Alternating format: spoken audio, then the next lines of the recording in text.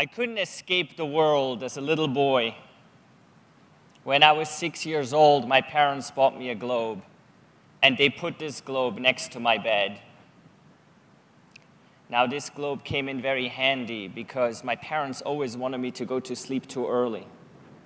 And I didn't want to sleep, but when I turned on the light in my room, they could see it from the outside. They would come and they would turn it off. So this globe had a light inside, but it was dimly lit, so I could turn it on and they couldn't see. And for hours, I would stay awake. I would spin the globe and spin the globe. And because I was so bored, I started reading what was on the globe. There were big words on the globe. Those were the countries. And there were underlined words. Those were the capitals. And after about 18 months, I knew most of the countries and the capitals of the world. So while that was good, I didn't actually know where my own country was. See, Switzerland, where I was born, is a very small country. And on the map, there was some strange abbreviation for it. And there was nothing written like Schweiz, which is Switzerland in my native tongue. So I saw a country on the map that looked really big and looked really powerful. And it had an abbreviation, SSSR. So I decided for myself, this must be my country. And I thought for the longest time that my Switzerland was the Soviet Union. How disappointed I was when I found out it was not that great. When I became an adult, I started traveling to all these places. Now, I haven't visited all of them. I'm at about 117 countries and territories. And one of my key interests always is in the economies of the countries. How do the economies work? How do they affect the people? And how do they interact with each other? One of my most interesting economic debates I had in North Korea with my North Korean guide. When I asked my North Korean guide about the North Korean economy, he assured me it was the best economy in the world. When I asked him why, he said, you see, where you come from in the West, in Western Europe, in the United States, you have unemployed people. You have people that live on the streets, while in North Korea, everybody has a job. We have full employment. That's why North Korea is the best economy in the world. I was able to snatch this picture. In North Korea, you're not allowed to take picture of people. But I was able to take this picture of a traffic lady. And she clearly illustrates what full employment means. They don't have traffic lights in North Korea. They have people doing it. Can you imagine our European economy or our Western economy if we replaced all the machines and all the tools we use with people? How amazing would that be? We would have no unemployment. Or would it be? Well, maybe not, because North Korea is not a good economy, and certainly not a striving one. In contrast to North Korea is the United States. Until last year, the US was the world's leading economy, the largest in the world. And what's impressive to me, it had this spot for over 100 years. What's so powerful about the US economy is the capitalism it has exported to all over the world. There are two aspects to this capitalism that I find most powerful. The US attitude towards entrepreneurship and its entrepreneurial spirit, which is exactly what led me to the United States when I was 16 years old. Second is the middle class, a strong, striving middle class, which is necessary for a strong economy. But when I look at the US economy and when I look at capitalism today in the world, I am concerned. I am concerned about the sustainability, and I'm concerned whether this capitalism I have enjoyed is going to stay with us because of a rising trend in income inequality. The top 1% of the world today owns 50%, and the bottom 99% owns another 50%. How does that sound to you? The bottom 99%? Doesn't sound right, does it? And it doesn't sound sustainable. And it's even less sustainable when the prediction is that the top 1% goes to 51% next year, 52% the year after, and 54% by 2019. When looking at the last 20 years, income inequality has really risen rapidly. But why is that? What happened in the last 20 years? We all got connected to the internet. Connectivity rose. But is there really a link between connectivity and income inequality rising? When looking at connectivity, this illustrates more than 2 billion devices being shipped this year. When I started thinking about income inequality, and when I started thinking about connectivity in 2009, more than 2 billion people were connected to the internet. Today, it is over 3 billion people. But when I first think of connectivity and internet and the world, I think of good things. We get connected, which means we get closer to each other. Information is more freely available. And when we look at changes that happen in countries, regime changes, democratic movement as a result of connectivity, that's all a very good thing. So I started thinking more about it. And I was asking myself, so is connectivity connected or not? And I found something that is highly disturbing.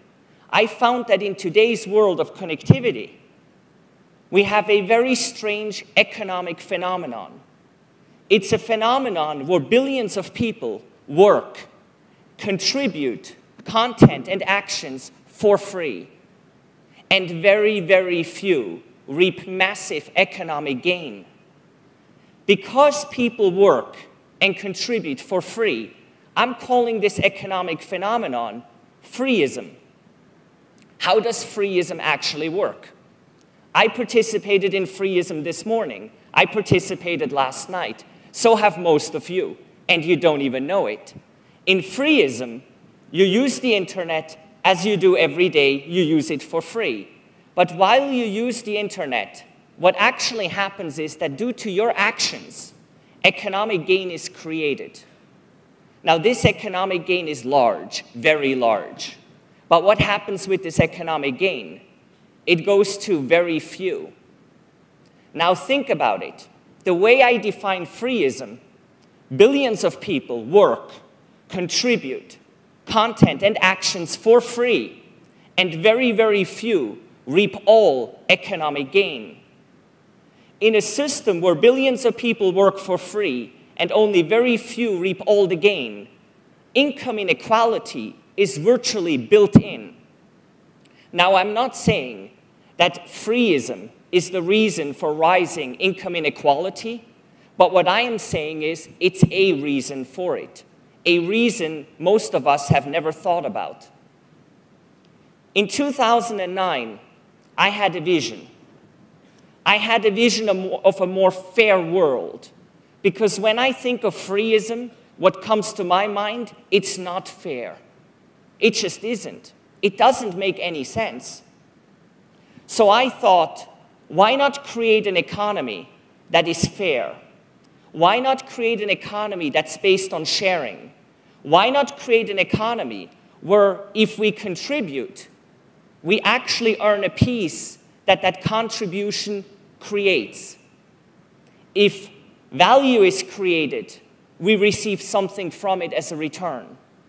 So when I asked my friends, what do you think about an economy that's based on sharing?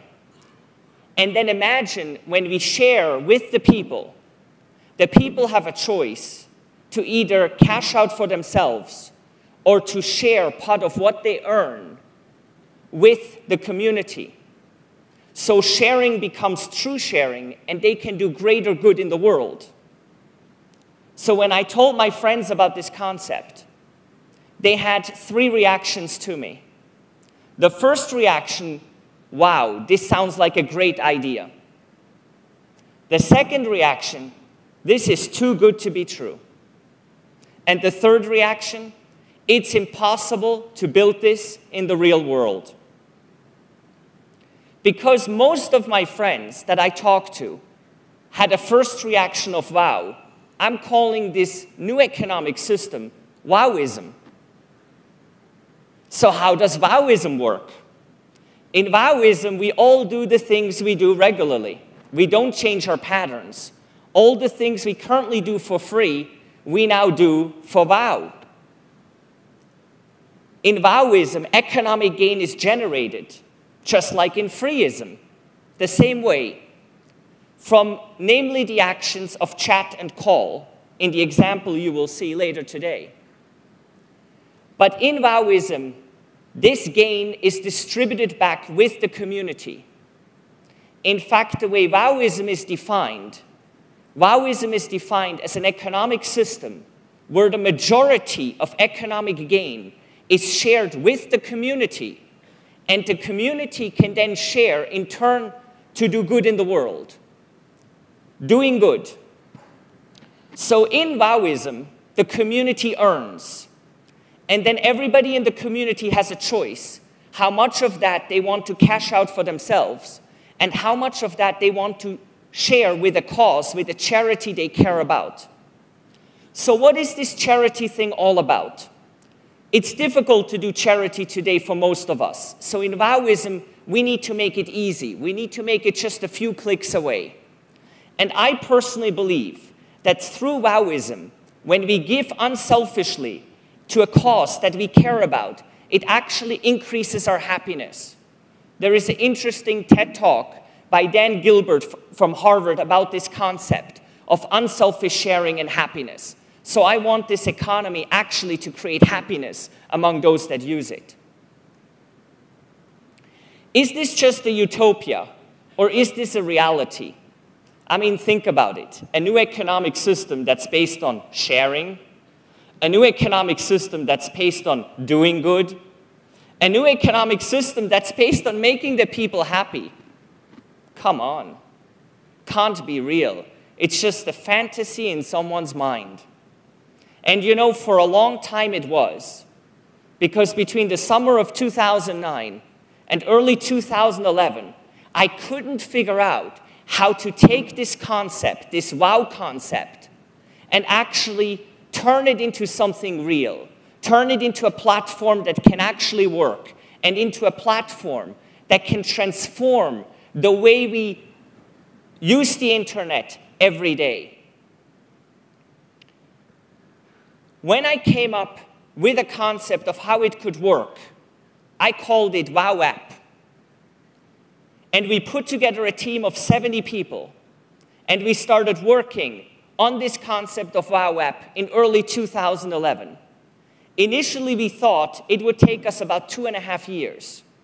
We knew we were building a new economy, but we weren't really thinking about it. We thought it was more like an app, a platform. But in reality, it turned out to be much more complex than that.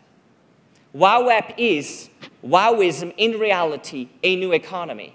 And after nearly 5 years, we finally released it to the world just a few weeks ago. Now in WowApp, 70% of all revenue margin is shared with the community in real time. The community then chooses how much of that they want to share with themselves by cashing out, or how much of that they want to share with a charity and cause they care about. Now, it is important to mention that I don't believe WowIsm and WowApp is the solution to income inequality, but I think it's a step in the right direction. So, whereas connectivity brought us freeism, it is connectivity that can set us free from it. Ladies and gentlemen, let me end my talk with the world premiere of the WowApp Manifesto.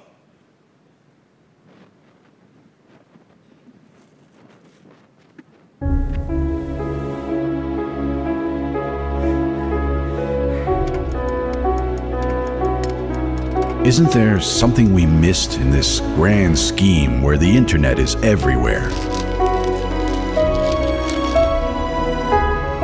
When did something that was supposed to connect the world start to isolate us from one another? Every day we hear bad news, and there's little you can do about it.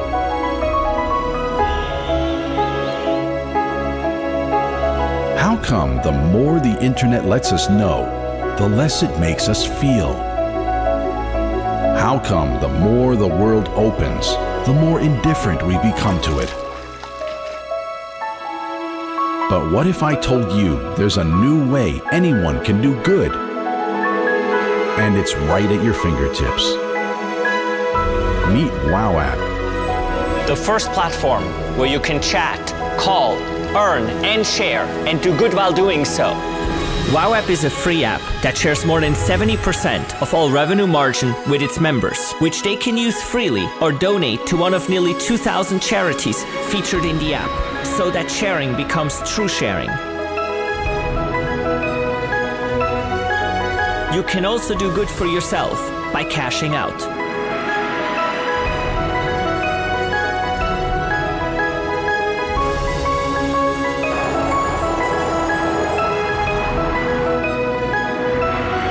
The more we come together, the more we can make the world a better place.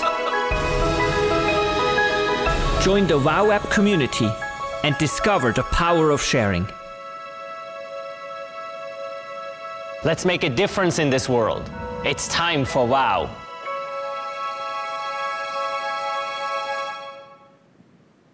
Thank you very much.